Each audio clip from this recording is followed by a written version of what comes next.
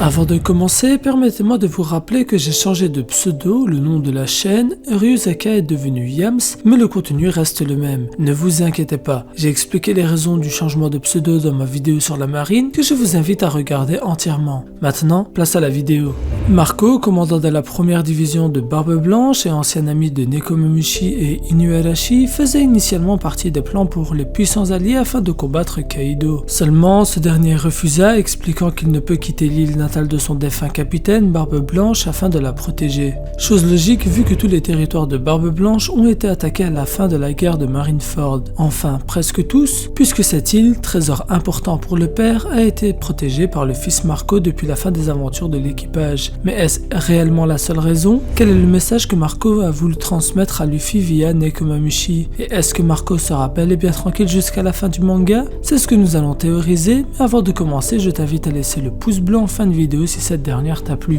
Avant de commencer à théoriser, comme toute vidéo qui se veut être complète, je me dois de vous rappeler l'histoire du personnage. Marco est âgé de 45 ans et est originaire de Grand Line. Il est le commandant de la première division de l'équipage de Barbe Blanche et sûrement l'homme en qui leur père avait le plus confiance. De plus, même ses nakamas se sont retournés vers lui pour qu'il prenne le relais en tant que capitaine à la mort de Barbe Blanche. Il possède le Zoan mythique du Phénix, capable de récupérer de n'importe quelle blessure, le rendant presque immortel. Il maîtrise bien évidemment les acquis de l'armement et de l'observation, et il est aujourd'hui docteur sur l'île de Barbe Blanche grâce aux capacités régénératrices de son fruit du démon. Son nom est sûrement inspiré de Marco Polo, et il pourrait avoir été le navigateur et ou le médecin de l'équipage de Barbe Blanche. Après avoir perdu son père et l'un de ses frères, il ordonna au reste de sa famille de défendre au péril de leur vie celle de Luffy, le petit frère que Ace a sacrifié sa vie pour. Grâce à lui, Jinbei réussit à s'éloigner d'Akainu et Luffy pourra alors s'enfuir de Marineford. Un an après la guerre tragique du sommet, Marco et les orphelins combattent alors Barbe Noire, mais se font rétamer, ce qui propulse Marshal D. Teach au rang d'empereur. Marco a malgré tout été empereur durant une année entière. Un personnage si puissant qui avait dévolu sa vie à Barbe Blanche continue à protéger l'héritage de ce dernier, là où tout l'argent du New Gate allait, son village natal. C'est pour ces raisons qu'il refusa en premier lieu de s'allier aux Mugiwara, Samouraï et Minks dans leur guerre contre Kaido. Mais est-ce réellement la seule raison? Le village est très important, mais si un gros équipage de type Barbe Noire se décide à l'attaquer, Marco ne pourra rien faire seul. Et si cette île est le trésor de Barbe Blanche, pourquoi s'y trouve-t-il seul et où sont les autres commandants de division et membres de l'équipage? Je pense que les grosses pointures telles que Vista et Jaws accompagnent Marco dans leur objectif de protéger l'héritage de Barbe Blanche. De plus, Newgate connaissait les desseins de Roger, rival avec lequel il créait un fort lien d'amitié, tellement fort qu'ils se retrouvaient afin de boire ensemble à la fin de la vie du Seigneur des Pirates. Roger avait confiance en Barbe Blanche et lui a parlé alors de son fils, ou encore de comment se rendre à Raftel, mais Barbe Blanche n'était pas intéressé par devenir le roi des pirates, et a même pris le fils de son rival sous son aile afin de devenir son nouveau père. Malgré tout cela, Barbe Blanche passe une fin de vie plutôt paisible si on nommait la guerre de Marineford. Personne n'osait s'attaquer à l'homme le plus fort du monde et ses territoires étaient protégés rien qu'en y laissant son nom. Mais Barbe Blanche en savait bien plus qu'il ne le montrait. C'est pour ces raisons qu'il a dit à Teach qu'il n'était pas l'homme que Roger attendait, comme s'il était au courant de la mission d'Eddie et du plan de Roger. Ce plan fut plus ou moins assez simple à expliquer. Roger mit en place tout ce qu'il fallait pour qu'une personne après lui, héritier de la même volonté que le Seigneur des Pirates, finisse ce qu'il a commencé. Il atteindra alors Raftel à la fin de sa vie et restera l'un des hommes les plus mystérieux que le manga ait connu. Nous ne savons pas si lorsqu'il a décidé de devenir pirate, il avait déjà des objectifs particuliers en tête ou si son aventure lui a permis d'apprendre les secrets du monde et qu'il a donc décidé de préparer le terrain. C'est pourquoi Roger attendait quelqu'un car il savait que viendra un jour où un D réalisera ce qu'il n'a pas pu réaliser. Au début, je pensais que c'était dû à sa maladie, mais ce n'est pas le cas. Je pense aujourd'hui que Roger ne pouvait pas réaliser ses objectifs car il était beaucoup trop tôt, et c'est pourquoi il a décidé de lancer l'ère de la piraterie, alors que Newgate, lui, était déjà pirate chez les Rocks, puis est devenu capitaine de son propre équipage et un monstre de puissance assez rapidement, dont sa rivalité avec le Seigneur des Pirates faisait écho dans le monde entier.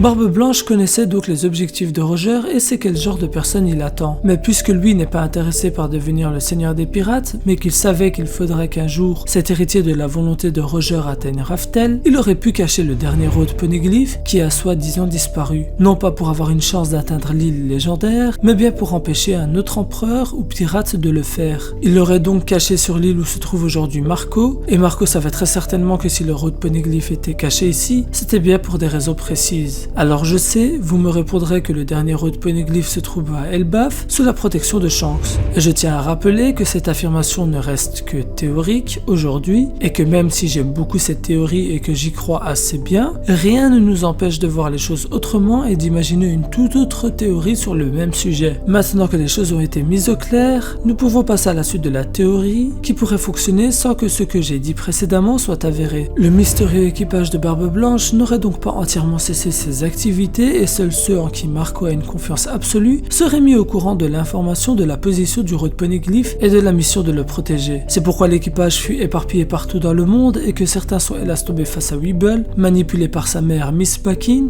cherchant à rétablir son honneur en tant que véritable fils de l'homme le plus fort du monde. Weeble pourrait dès lors par la suite tomber nez à nez avec Marco sur cette île avec comme objectif de le tuer. Seulement, les Mugiwara devraient être arrivés sur l'île pour le road poneglyph et Luffy pourra alors combattre Weeble puisque ce dernier en veut aussi au capitaine des chapeaux de paille. Cela permettra à Oda d'ingénieusement ajouter Weeble dans la trame principale puisqu'il nous a teasé la colère de ce dernier envers le protagoniste du manga. Quand on sait en plus que le manga arrive à sa fin et qu'il ne devrait pas trop rester dark, je ne vois pas à quel autre moment il pourra utiliser le personnage de Weeble. Bien évidemment, cela est dans le cas où Weeble survit à la marine. Mais comme j'avais expliqué dans ma vidéo théorie sur le futur de Hancock, il est très difficile d'imaginer que Weeble sera capturé par la marine déjà, puisqu'il a à peine été introduit et que son rôle, dont Oda lui a attribué, n'a pas encore été réalisé. Ce que je veux dire par là, c'est que Oda ne crée pas un personnage juste comme ça. S'il a créé Weeble, lui a donné un background, a parlé de lui dans un SBS, c'est bien parce que Oda veut utiliser ce personnage pour quelque chose de précis. Si c'est seulement mettre en avant qu'il a battu quelques membres de l'équipage de Barbe Blanche, je ne vois pas en quoi cela serait utile puisque ce même personnage s'est frotté à Barbe Noire et a perdu, et Oda, pour les faire disparaître, aurait pu simplement dire que Barbe Noire et son équipage a tué pas mal de fils de Barbe Blanche durant cette confrontation.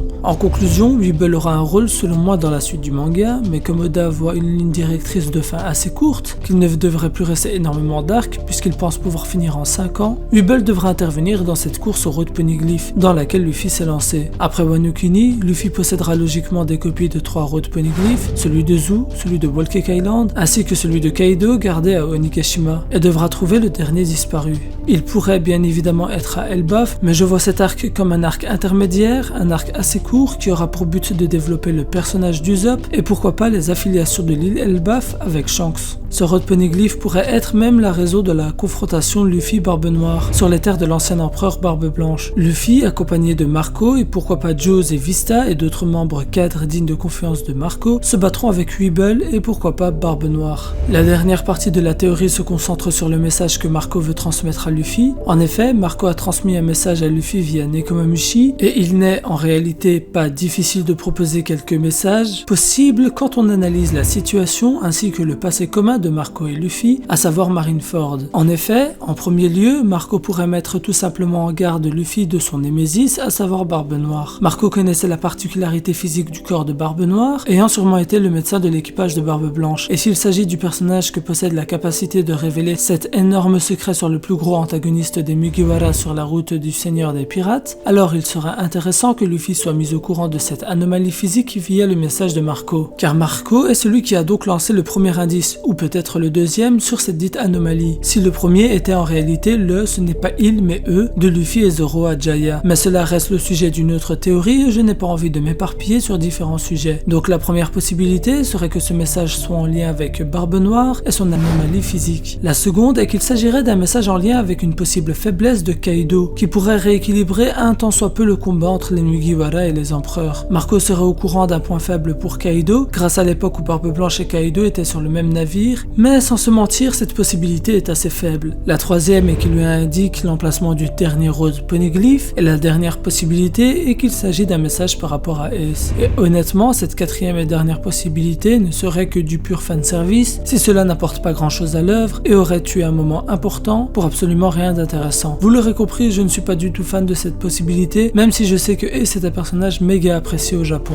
Nous arrivons à la fin de la théorie, comme d'habitude, et si tu veux en débattre dans les commentaires, dans la bienveillance et avec un bon vocabulaire, je suis là pour discuter avec toi. Si la vidéo t'a plu, tu peux lâcher le gomu gomu no pouce bleu, et si tu es nouveau, tu peux rejoindre l'équipage et devenir mon Nakama en t'abonnant. Tu peux aussi activer la cloche pour être notifié de mes prochaines vidéos, et partager cette vidéo pour aider la chaîne à grandir au niveau de sa visibilité disponibilité et je t'en remercie grandement. C'était Yamsu, El Psy Kunguru.